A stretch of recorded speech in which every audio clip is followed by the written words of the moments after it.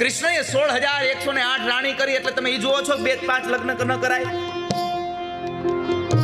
ભાગવત એમ કહે છે કૃષ્ણએ 16,108 લગ્ન કર્યા, એમાં વાસના નહોતી, સ્ત્રીઓનું સન્માન હતું.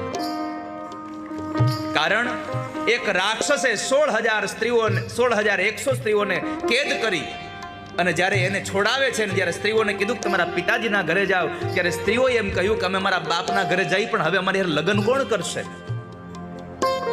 અમારી હારે કોણ હારો માણા લગ્ન કરશે?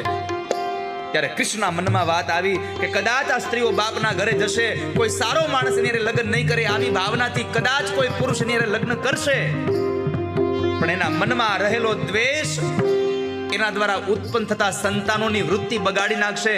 આ ભારત વર્ષના સ્ત્રીની મતિ ન બગડે એટલા માટે સંસારમાં એ સ્ત્રીના દ્વારા ઉત્પન્ન થયેલા સંતાનોથી આ સંસ્કૃતિ ન બગડે એટલા માટે કૃષ્ણએ રાક્ષસ દ્વારા અપહરણ થયેલી સ્ત્રીઓના હાથ ઝાલ્યા હતા. એને વાસના નહોતી પ્રગટ કરીને.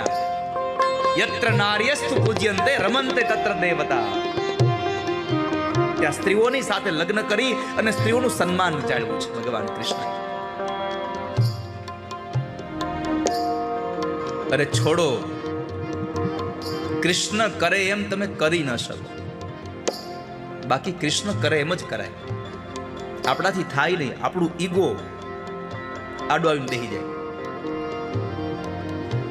5, 10, 15, 50 કરોડના માલિક થઈ જાવ અને પછી ડ્રાઈવર રાખ્યો, મારી ગાડી ડ્રાઈવર ચલાવે, અને એકાદ દિવસ ડ્રાઈવર હાજર ન હોય અને તમારે કોઈ અંગત વ્યક્તિને બેસવા જવાનું, કંઈક પ્રસંગમાં જવાનું હોય, તમે હાથે ગાડી હકાવીને જાઓ? સાચું બોલજો, જાઓ? ના હો. મારું સ્ટેટસ કેવું? હું ગાડી લઈને ત્યાં જાઉં, હું પાર્ક આમ કરવા જાઉં, પાછું આવું, લોકો મારી સામું કેવું જોવે? તમે 5-50 કરોડના માલિક થઈ અને તમે તમારી ગાડી જાતે નથી ચલાવતા, આખી દુનિયાનો માલિક થઈને અર્જુનનો રથ ચલાવે છે આ કૃષ્ણ. આખી દુનિયાનો માલિક થઈને આ કૃષ્ણના જીવનમાંથી શીખવા જેવું છે કે તમારી ઊંચાઈ ગમે ત્યાં પહોંચી જાય, તમારું મસ્તક આકાશને આવી જાય. ભગવાનને પ્રાર્થના કરજો, ઠાકોરજી મારી ઊંચાઈ આકાશને આમી જાય, પણ મારી પ્રાર્થના ઈ તમને છે કે મારા પગ જમીનથી જુદા ન થઈ જાય, હું જમીન ઉપરથી વયો ન જાઉં, મને અહંકારનો પણ ન આવે, મારા જીવનમાં ક્યારેય મને મદ ન આવે, મને અહંકાર ન આવે.